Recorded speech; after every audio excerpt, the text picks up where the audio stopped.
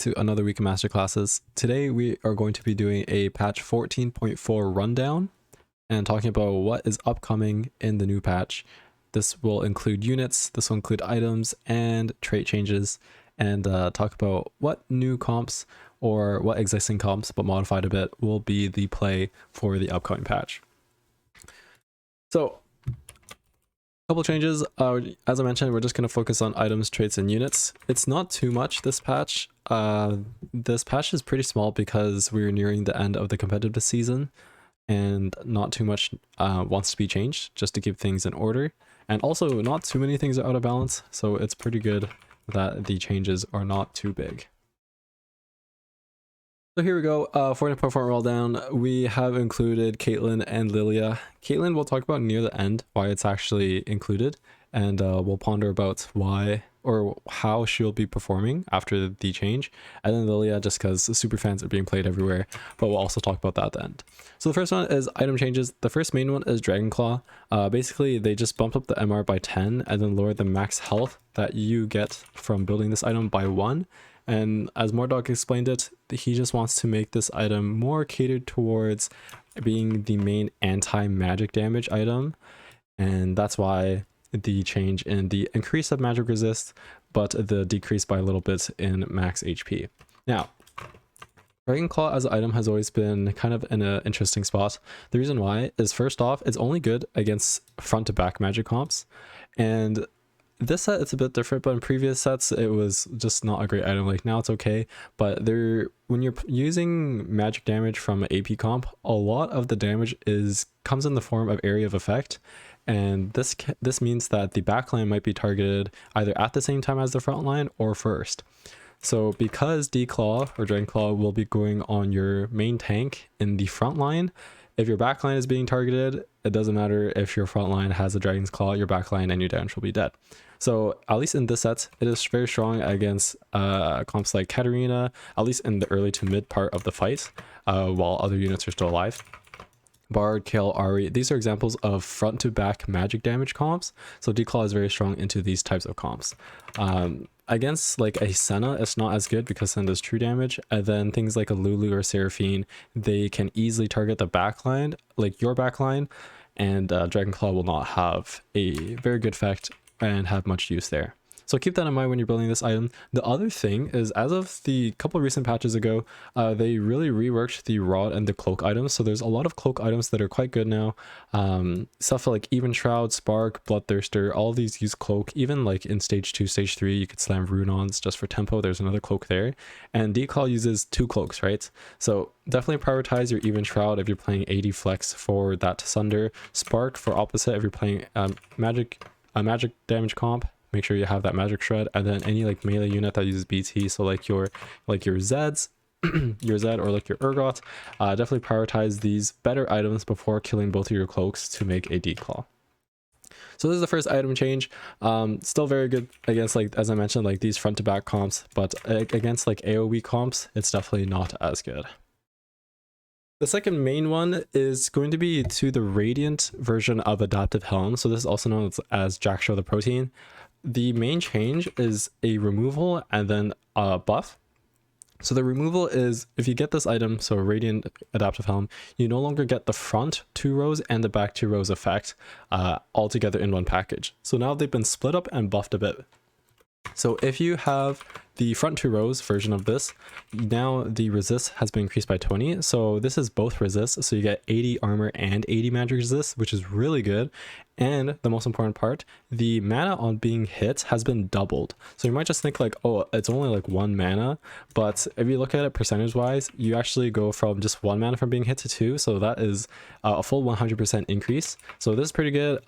20 magic resist, extra 20 armor, and then also you're going to be able to cast a lot more often, which means that if you somehow get this item as like a placeable item, so what I mean by that is we'll talk about the super fan, how to get this item after, but if you get this either from like a Heartsteel cash out or like Radiant Relic or even from your region, then make sure you put this on frontline units that you want casting as often as possible. So these are units like Thresh for AoE CC, same thing Zac, AoE CC. So CC is so strong if you are able to cast very often. And then even just like frontline tanks like a Yorick, being able to maybe even get 2 second casts off, so your 4th cast to get that second goal and allow you to continue respawning your tentacles. So this is the best users for the frontline. And then for the backline, we get 10 bonus AP, and we get 5 extra mana every 3 seconds, so from 15 to 20 and from 45 to 55. And I believe the actual item on itself, correct me if I'm wrong, already gives you 15 AP, so you'll be getting 70 bonus AP on your backline Gary and getting 20 mana every 3 seconds. So that's pretty good. You definitely don't need another mana item on your backline if you have this, and you'll be doing a decent chunk of damage with the AP. And it's pretty good. So I'll talk about how this comes in form with the Superfan item now. So what I mean by this is the following units: Lilia, Bard, Echo, Lux, and Karthus. They all have Adaptive Helm, so regular Adaptive Helm as their Superfan item. Now if you see Lilia's frontline, Echo's frontline, and then the rest are backline. And this is going to be a little bit of a rare case, but there's basically 2 cases where this will come in, technically 3. The first one is if you step on Wandering Trainer and you have a Superfan as your as a trait on your dummy, then you could easily hit 5 Superfan, and then depending if well, most of the time you'll be going more towards the either like Bard carry or like Karthus carry. Lux is okay, and then more like Echo and Lily are just temporary, but you can get 5 Superfan and then turn your Adaptive Helm Superfan item into a Radiant Adaptive Helm. So this will be very good tempo wise for Lily and Echo, and then your other 3 you can actually use as a carry. The second one is if you get lucky, you get a tome off of a PvE round, and then Superfan is your best option. Then you can play 5 Superfan, and then that's pretty lucky, but that's another case. And then the very last one is if you get a tome from your Heartsteel cash out. I don't really think you'd be pivoting into this. The only time that I think that would actually be the case is if you played Heartsteel early and then you somehow got like a spat and then a tome, and then you play like Pentakill, 5 Pentakill Karthus, or 5 Superfan Pentakill Karthus. So that's another option, but you can definitely keep in mind that these 5 units have Adaptive Helm as their Superfan item, and if you get 5 Superfan in, then your regular Superfan item will become Radiant, and with the new buffs that'll be very strong. So that is what they've changed to Radiant Adaptive Helm, and pretty good change. We're going to move on from items now and talk about actual traits. So in 14.4 there's a couple vertical trait buffs. So Country 7 has been increased, the AD ratio onto the Hecarim has been increased, Rapid Fire has been increased at the 4 and 6 breakpoints. However, I guess I should mention the left side here, so I'll talk about Rapid Fire as I'm on it. So for Rapid Fire is barely ever played. The reason being is, let's say the most common case scenario would if you have Rapid Fire Senna and you're doing Rapid Fire Senna reroll, or you have Rapid Fire Caitlyn and a Lucian and you're just playing like AD flex. The thing is well, 1% is not that much, so I just think like 4 Rapid Fire is just not good enough to actually like include playing that 4th Rapid Fire. So it'd be like 2 from your Caitlyn and 1 from your Lucian. Like those are good units, but 4th one is just not worth it enough, like this 1% buff. And then 6, although it is quite a sizable buff, you're just playing too many low cost or backline units. So this is like your Senna, your Aphelios, your Jinx. You have to include these units, and you don't want to be including that on your late game board. So that's why I don't think the buffs to Rapid Fire really change that much. You might play 4 Rapid Fire for a little bit, like mid game with Heartsteel. So if you have Rapid Fire Caitlyn, Lucian, and Aphelios, but that will most likely not be on your end game board. So not a big change for Rapid Fire. However, for Country, first off, I only think you should Country reroll. So this is going to be 3-starring your Samir, your Urgot, your Amumu, your Vex. If you have either a Spat and then Spat plus Cloak, so then you could go for 7 Country. I'll show the board on the next slide. Or you have a Collector early, or you have just a really good start with a Shopping Spree or March of Progress, some sort of Econ augment that will really help you reroll Country, because it's just so expensive. Technically you could do 5 3-star 3 costs if you include set, but if you're doing the 7 Country version, you drop sets, so that's still 4 3-star 3 costs, and that is crazy expensive. So definitely you have to meet one of these conditions, or at least have some sort of augment to help you if you're planning on rerolling country. But if you are able to get to, if you do have the conditions and you get to 7 country, it is now buffed. I mean, it was already performing quite well, and this will help it perform even better. So that is where country and rapid fire, that's their states. The next one I want to talk about is Spellweaver, and I think this is going to be quite applicable. 7 Spellweavers I think will be pretty strong. It already is dealing or doing quite well, but getting 10 base AP on every Spellweaver, by the way, I mean, you're going to be playing vertical Spellweavers to get 7, so each Spellweaver will get an additional 10 AP from the new buffs, and the AP per cast has been increased by 1. So now we're not only going from 2 to 3, we're now going to 2 to 4. So it's going to be doubled from the 5 to 7 breakpoints, and getting 4 AP every cast from your vertical Spellweavers. So that will actually just be 6, not actually 7 because of chosen. 6 of your Spellweavers casting, every time they cast, everyone gets 4 AP, is going to be pretty strong. So the 2 lines I think will be played is going to be reroll Annie, and then you could go vertical Spellweavers off of that and dual carry like your Ari, or have Ari as your main carry, and then you cap around legendaries playing around your Alawi and Sona. Something to note about both of these comps, because you're going to be playing so many Spellweavers for 7 Spellweavers, they're going to be played without Superfan, and I'll show you what those boards look like here. So as I mentioned, the 7 country board, just going from 200 to 210 for the 7-piece Hecarim AD. This is going to be your board. Mumu is more valuable than Set. The Guardian for frontline is more important than the Bruiser with the Tahm Kench. And then also Mosher. Yes, Mosher is good. Urgot is a beast. However, it's just not better than the Guardian emo version than just Bruiser Mosher.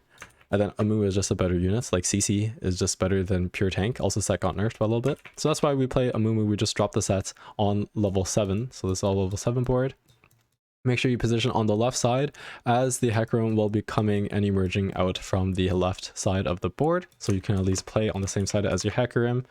Once you hit level 8, then yes, you can add your set back for traits or an Alawi, depending on matchup. And then, but you definitely want to be getting your Urgot, Amumu, Samira, and your Vex 3 first on level 7. Unless you're contested on some form of those units, then you'll skip it before you go level 8. Best in slots, you need some form of Sunder. Yes, we have a little bit of magic damage from Vex. However, I think she's just more of a Morello holder and a little bit of CC. Our main damage is going to be physical. So we either want a Even Shroud on the Amumu, or we're going to want a Last Whisper on the Samira. Make sure you have a 3-item Amumu, or at least a 2-item. In this case, you might have to just put the country spats onto the Amumu, and that's perfectly fine. 3-item Urgot, at least 3-item Samira. Urgot, you just want any bruiser items with sustain and just overall tank. So like Sterk is very good, BT, because we won't have Mosher, at least not on 7. And then Titans, this is fine. Even QS or a Giant Slayer is good as well. Rush, just any tank frontline items, excess after itemizing your Amumu. And then Samira, you need crit. So Infinity Edge, Giant Slayer +1. The +1 is either Last Whisper if you don't have Even Shroud, or another Infinity Edge, or worst case, Deathblade. And as I mentioned, Vex is mostly just like Morello. You could put a blue buff, you could put a Adaptive Helm, and then Rabadon's is her best AP damage items for augmenting her damage. Augments, Vampirism, health for everyone, and healing. Healing is really good on this board. Technically it's good on every board, but it's just very good in this board as well because you have so much damage. Emotional Connection, you only have 2 emos, so it works very well. Then your other units will be able to benefit from the emo procs when a unit dies. And then you have My Sword. You need an incredible amount of swords, like 3 swords on the Samira. There's 2 swords in this Urgot build. And then also just getting pure AD is very good because the country trait does not give you AD just from the trait.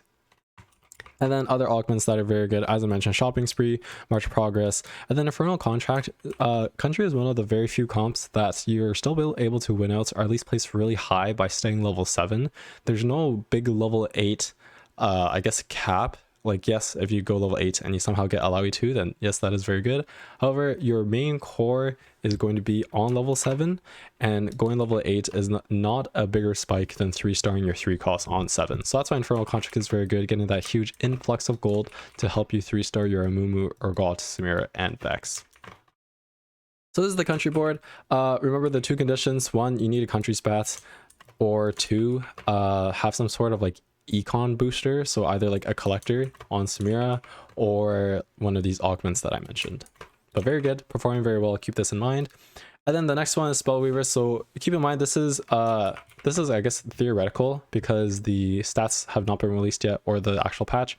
Remember, 10 AP on everyone as a base, and then the AP per cast is now at 4. The first one I think is going to be good is just playing around Ari as your main carry, and then playing around legendary. So like your Alawi or your Sona. You are not playing super fans in this board, you're just playing vertical Spellweaver. You get Bruiser for more tank with your Alawi Gragas, and you'll be itemizing your Echo as your main item holder, and he will have a larger shield because of 7 Spellweaver. Ari Bis is the same, blue buff, Nashor's Gunblade, and Lulu can hold some form of like secondary items. You don't want to be itemizing Seraphine here because she is not headliner, and a unheadlinered Seraphine is not very good because you don't get that second cast. So putting your secondary AP items or mana gen / healing reduction items will be on Lulu, and then Sona will just have a Shojin or Rage Blade or mix of both, and you could put healing on her if you need that extra durability for your team. But 7 Spellweaver I think is going to be very strong.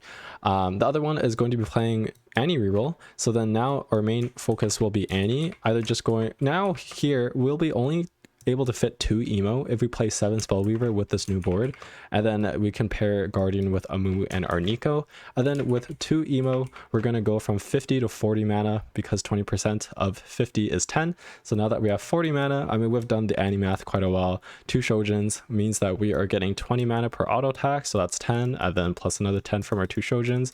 So then we'll only need 2 auto attacks, pair it with the Nashers for more attack speed in order to cast for our Annie 3.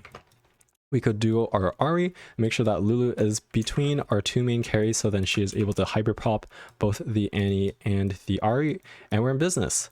Both of these boards, they're pure AP damage, pure magic damage, to make sure we have some sort of shred from our either our front line or giving a shift to our Seraphine, and that you have some form of healing reduction. Augments to look out for: if you are playing Annie, you can keep an eye out for Emotional Connection. Same thing, because we have 2 emo, whenever a unit dies, the rest of our board will be able to benefit from the emo and mana proc. Raise the tempo. We have so many, we are playing vertical Spellweavers, so of course the Spellweaver augment will be ideal in here.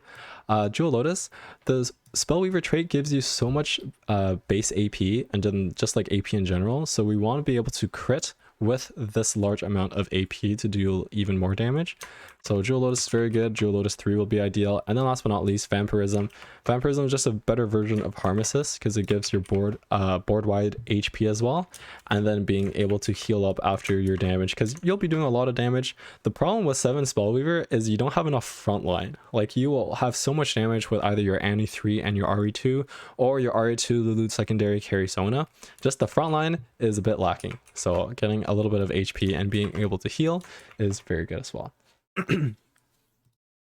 So those are the trait changes. The very last ones we'll be talking about is the units. So there's very small changes here.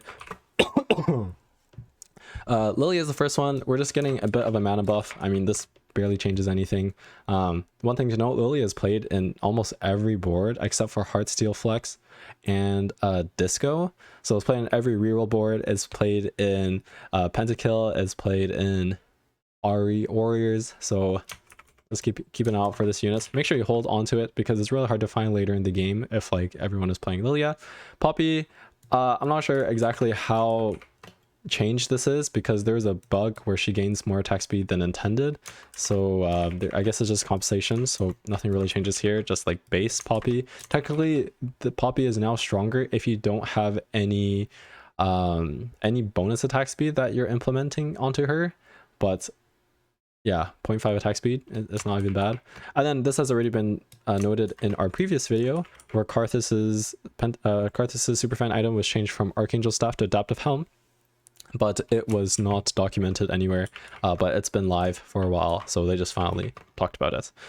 One thing I want to talk about, so Caitlyn, in the bug fix area of this patch, they mentioned how she is now changed to actually fire all of her shots even if her targets die mid-cast. So previously, if your targets died mid-cast, sometimes your shots will not go through. And since you're only firing 4 shots, if you miss one of those shots or even like 2 of them fizzles, that's a quarter of half of your ability damage gone.